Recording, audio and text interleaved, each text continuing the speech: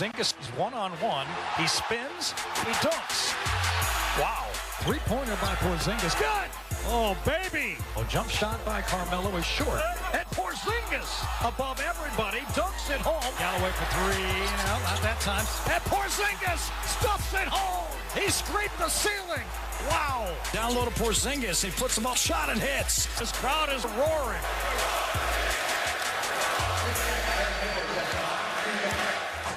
Kristaps Porzingis has another big night for the Knicks. 29 points and 11 boards and a win over the Hornets. Stephen A., what is your reaction to all this Zing love in your city? I got to admit, I'm stunned. He deserves it. I like the promise. Phil Jackson looks like he did well with this pick.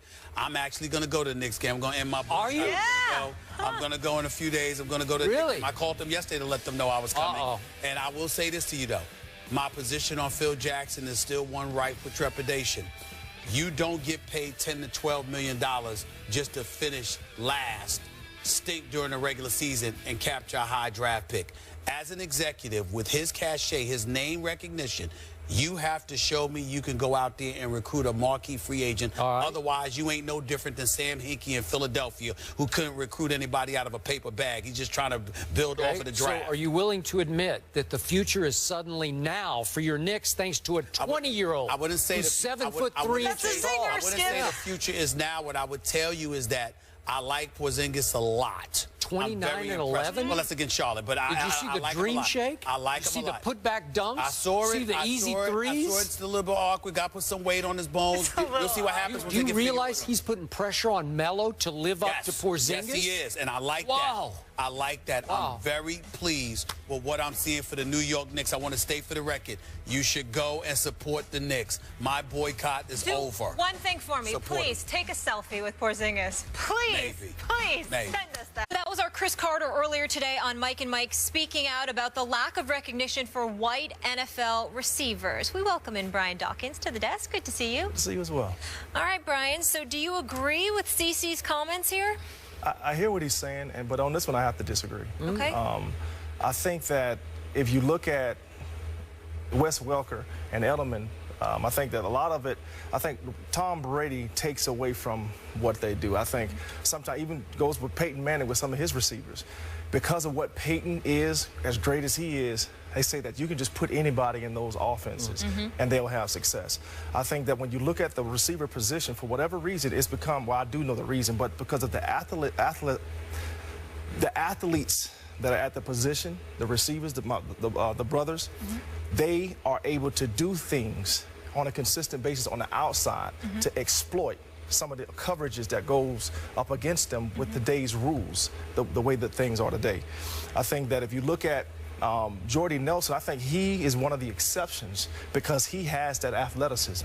He can actually get off the line of scrimmage. He can stretch the field. He has the speed. He has the ability to do some of those things. I don't think it, but I really don't think it's discrimination. It reminds me of the cornerback position. And I was really trying to think, when was the last time I could remember having a white cornerback? You got to go way back. Think about it. Like, when was the last time? And I don't think it's because of, you know, cornerbacks or white guys, you know, we're prejudiced against those guys. I think you're just saying the facts. You're just saying the athletes, right? more of the athletes are apt to be African Americans in that at that position. But I don't think that the guys are not getting the credit. I think they're getting the credit. I just don't think it's going to be the credit that the Julio Jones gets, the Megatron gets, because, listen, when you're talking about those guys, you're talking about potential Hall of Fame type of guys. So I think that they get that type of, you know, credit. But to Chris's point, Wes Welker and those guys will not, I don't think they ever will get that type of pub. It's not because of white. I think it's because of talent. Well, that's basically what I said, and I think that when you look at it from the point of what Chris Carter was saying, I get where he's coming from, but there's a couple of sides to this.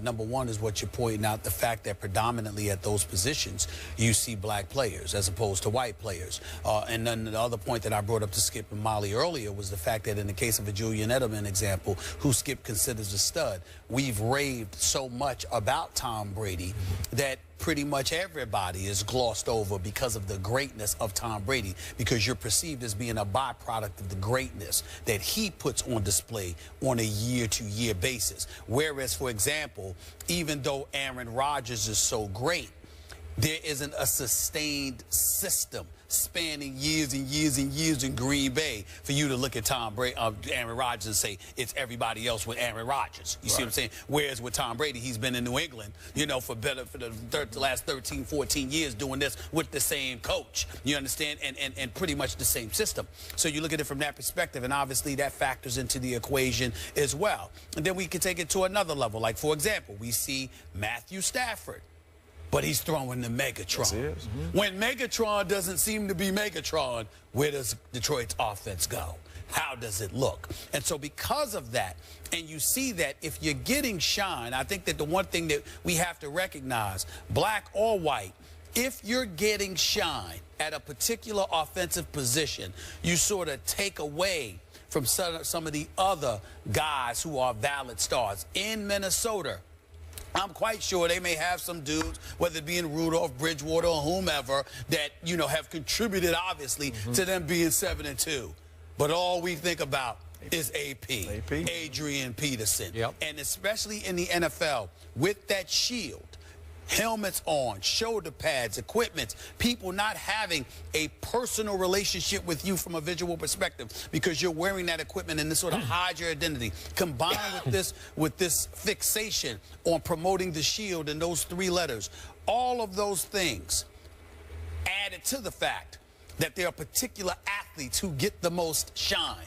I think all of those play a role in diminishing the sizzle that the white receivers could potentially get. But it ain't many of them, and that also is a reason why. Can I add to that also? When you go into a game and you're going to prepare for a team, as a defensive coordinator, as a defensive player, we look at receivers and say, okay, who do I have to roll coverage to because of their greatness, because of how the team either uses them? For instance, Randy Moss, all right? When he was in his heyday, there's only so many guys I gave that type of respect to line up maybe 15 yards deep instead of 10 to 12. It's because of what he can do. So, again, I think because of the talent, you look at things a little different. You see, we've seen things a specific way for so long, and it's been those guys outside, Megatron, those type of guys, that now we're getting more of the long, linear type receivers instead of the short, quick receivers, and some of the white guys are the short, quick receivers, and they work in the slot better. Well, Skip, to piggyback off of his point, remember Barry Sanders running back for the Detroit Lions. With other people, you look at guys, and, you know, you had this dude, the Hitman, or somebody like him, playing against Barry Sanders at that time, playing against anybody else. You're trying to cave their chest in. You're trying to smash them. With Barry Sanders, you literally found yourself trying to stand in your lane and saying, okay, let me just make sure I control this gap, because he was so elusive. He would embarrass you with the jukes that he would put on you. So his talent made you scared to come at him full throttle because he could embarrass you. That kind of ability. So I'm hearing this conclusion, that it's not discrimination as you see it. It's simply the white receivers don't deserve that much credit because they're not that good.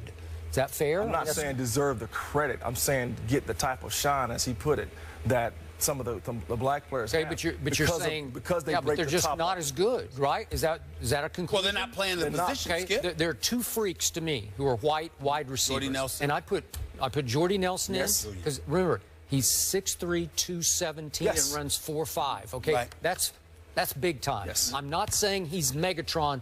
I do think he was having Megatron-like impact for Aaron Rodgers. I don't think Aaron Rodgers has been nearly as good without Jordy Nelson. Okay, so it's a big deal. That's a lot of credit I'm giving Jordy Nelson. I think Julian Edelman is a little freak. He's not as big. Again, about 6 feet tall, maybe 200 pounds. But listen, he is 4'5". He has rare quickness and reasonably great speed downfield. They can split him outside, and he can run by people too. I'm not saying you roll coverage to him, but he can hurt you by running by people. Let me ask you this, because you actually are better to answer CC's proclamations than either Brian or myself with the question I'm about to throw at you. You talk about Julian Edelman and how much of a little freak he is. Stephen A., I'm sorry to cut you off. Hold that thought and that question. We have to go to break really quickly, but we're going to stay on this subject and come right back to it. More in just a minute. Welcome back into First Take. Brian Dawkins is still here with us, and let's pick up where we left off. Stephen A., you had a question for Skip. I had a question because based off of what Chris Carter said, I think more so than Brian Dawkins or myself, Skip, you're the perfect person to answer this question.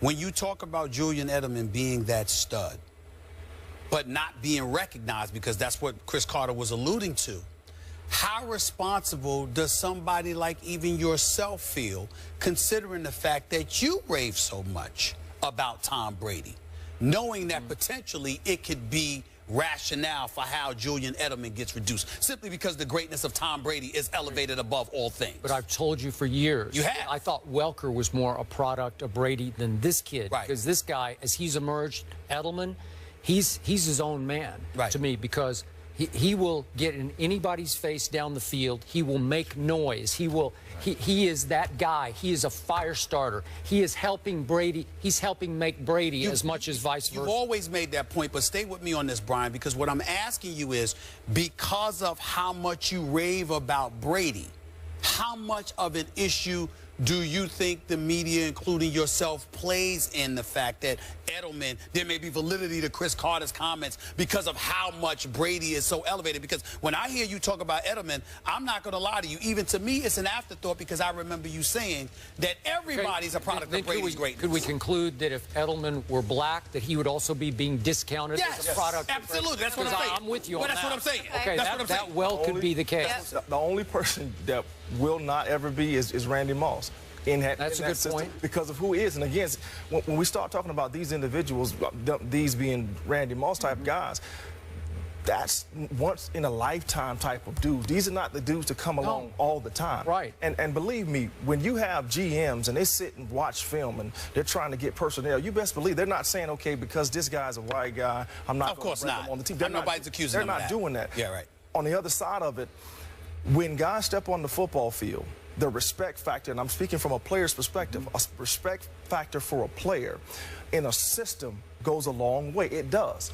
But then you just have those special guys that step outside of the system and begin to do things that the system did not teach it, teach them to do. Yep. This is what I'm talking about when you start talking about some of the brothers that have done it for a consistent basis outside. Right. And I think Jordy Nelson is second echelon of what you're talking about. Yes. He's not in the top. He's not in that Randy Moss, Megatron, Julio, whoever you want to throw up in, Des Bryant. He's not there, but he's second echelon as an impact wide receiver. And the only other starting wide receiver I know, and I brought him up, is Eric Decker. They're about the same size and same speed, but Eric Decker obviously is not Jordy Nelson. And then if we just look at the numbers, there are about 4 other slot receivers who are white, right? You got Edelman, Amendola now, obviously replacing Edelman. You got Cole Beasley in Dallas, and you got what's left of Wes Welker now playing for the Rams.